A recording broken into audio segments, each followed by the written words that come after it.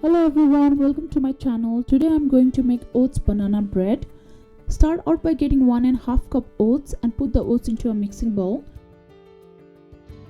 Grab some milk and pour over the oats and give it a gentle mix and set aside for 10 minutes. Grab a couple of bananas and with a fork, break them down until you get close to getting puree form. Pour the banana into the mixing bowl and break a couple of eggs to mix along as well.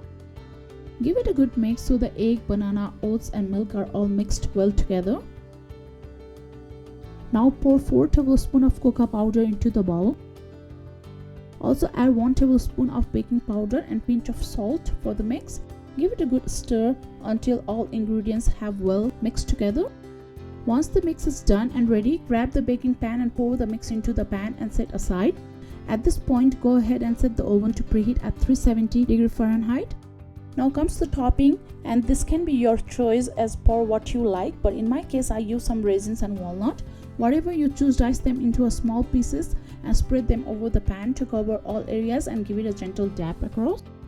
Now place the pan into the oven and set the timer for 40 minutes. While the bread is baking, let's get the frosting ready. This is something which can be a personal touch. In my case, I use some dark chocolate chunks.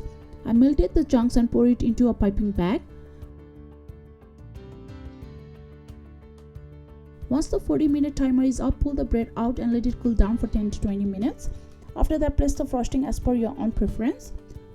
Once the frosting is placed, the bread is ready to be cut and served. Since we have not added any flour and it's gluten-free, it's pretty soft, so be very gentle while cutting the bread. I hope you all enjoy. Happy baking, everyone!